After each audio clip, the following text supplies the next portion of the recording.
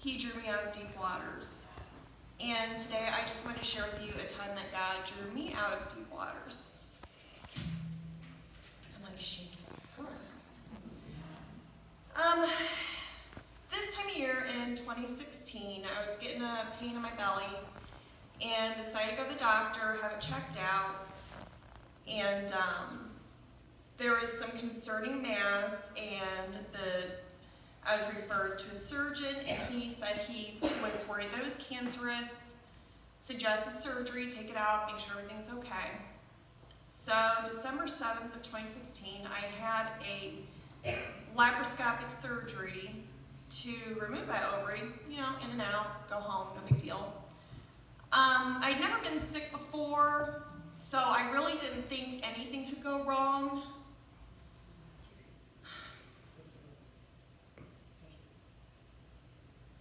Had the surgery, went home that day.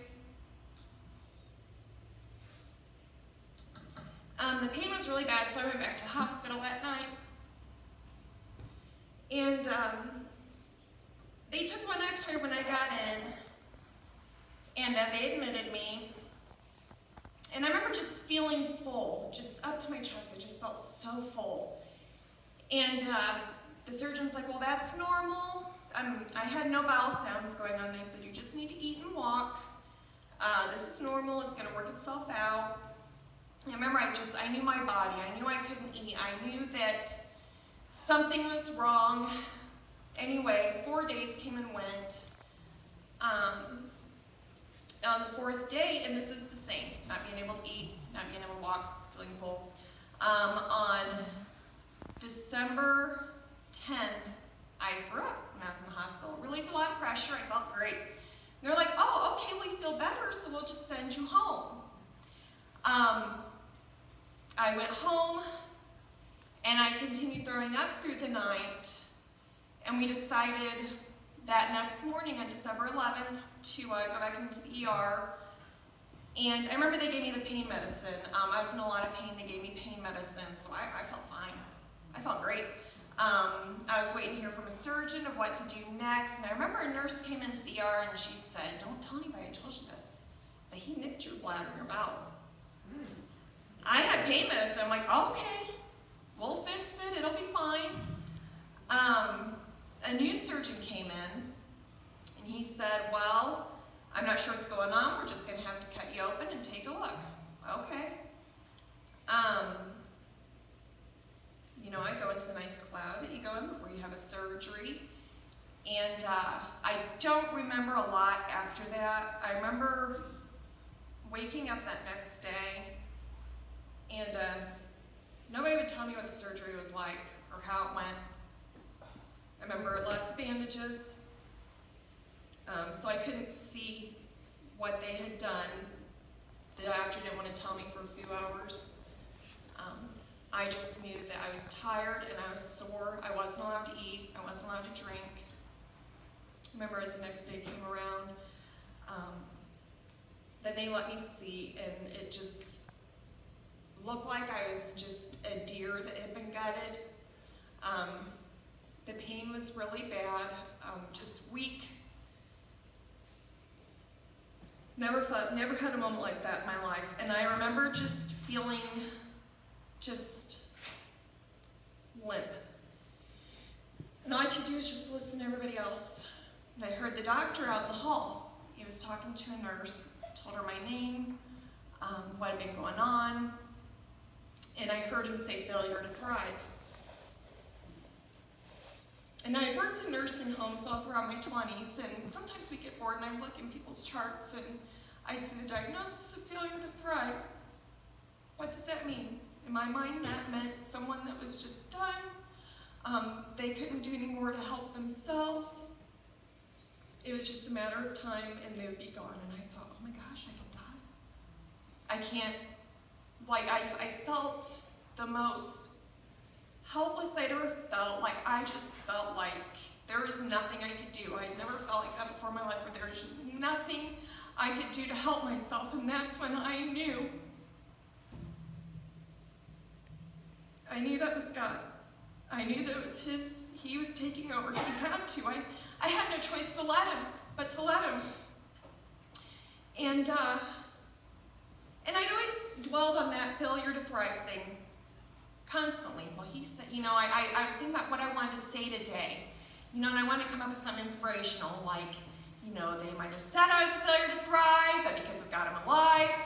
But I thought, all throughout my Christian walk, September marks 10 years for me, I would have what I call aha moments.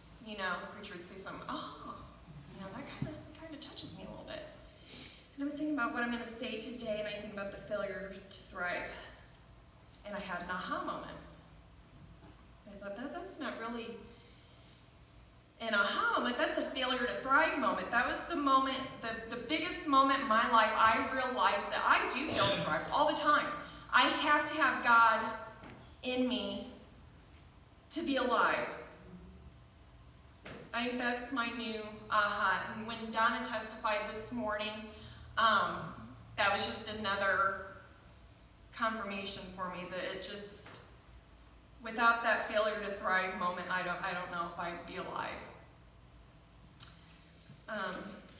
So anyway, got a nasty incision. I want to say like 2 days later, you're laying in a hospital bed. What else do? You go on Facebook. Type for Facebook.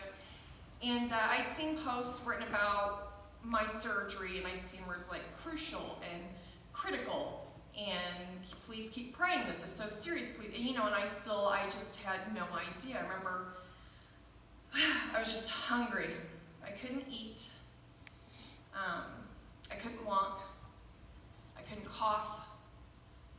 I had never been through anything like that before in my life, and it was God's turn to take over. And like Valerie had said, when you go through things like that, it's very humbling. I never thought of myself as a person with a lot of pride, but to just be at everybody else's mercy, it takes you down a couple pegs. I couldn't bathe myself. My sister bathed me, washed my hair for me. I couldn't do it. The things that, when you're going through it, you just feel dehumanized. It's nobody's fault. It is what it is. Like I'm private when I go to the bathroom. And Val made a comment to me that the one thing she wished she had reiterated to you guys is how much she, if you don't mind, it's a little personal, but she prayed to poop. And to be in that situation, and I did. I'd never in my life prayed before to have my body work the way it's supposed to. And then to go through something like that, where you're praying for your body to do something so simple, just something that it's just supposed to do. It's just, it puts you in a different place. So I was on bowel rest, I couldn't eat. And December 15th, I had a PICC line put in my arm. And that way, for one, it helped them from having to give me shots all the time and from taking blood. They just did the one PICC line in, and they could do everything through that, and that was really nice. Other than that, it just didn't seem to get better. I kept having fevers, and there got to a point where if I sat up, my heart rate would rush to like 200 beats a minute. And I remember there was one day, I was in, let's see what day was that, like December 20th. The surgeon mentioned sending me home. Said that the fevers were normal part of healing. The high heart rate was normal. And I had a nurse there that fought for me. And I had a sister, I had a family that fought for me. My mom fought for me, my husband fought for me. They knew that I needed transferred to Parkview and Fort Wayne.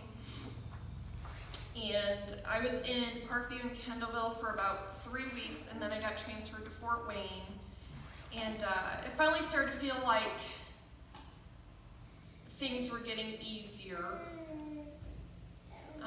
I finally felt like I had doctors that listened to me. They listened to me admitting that I know my body, and just because I'm not a doctor, it doesn't mean I'm stupid. I don't think that people give us enough credit with our bodies. But I was in until December 27th. They finally sent me home. I did have an infection in my blood. I had pockets of infection all over my body and my abdomen. I was finally able to go home December 27th. I went home with the PICC line in, and I had to give myself antibiotics. And I had that in, till February 1st. I had the PICC line in until February 1st. And I remember February 2nd was the first time I took my first shower without any help. And in 3 months, 2 months, that was my first shower without any help. And I had about 2 weeks where I felt really good. And remember I was French braiding my daughter her hair. And I had to sit back and she's like, you need to work out more. And I just remember thinking my belly just didn't feel quite right. And I went back into the hospital February 13th, and I had a bowel obstruction. So since I had the abdomen surgeries, now there's adhesions, there's scar tissue. So I had a bowel obstruction. I had to have the NG tube put in, and that was pretty awful. February 17th is when I got back out, and that was the end of all of that. I know I missed a lot. There was a lot that I wanted to say about that, but a lot of it was such a blur. But I know when I look back on it that there was nothing that I could do to get through any of that. My sister, she would text me and say that she was proud of me. I was her hero. And it's like I felt bad because I didn't want to admit to her I didn't do anything. I just laid in a bed, had IVs. There was nothing I could do. That was all God. And it was an awful time. It was a scary time, but it was also so beautiful. I got to see God. I saw him and my mom, who stayed the night with me every night in the hospital. I saw my sister, my church, because everybody took care of my family, but I couldn't. I got to see the Lord through all that, and it was so beautiful to me. But I know that I shouldn't have lived with that infection in my body like I did, but I did. He brought me through it, and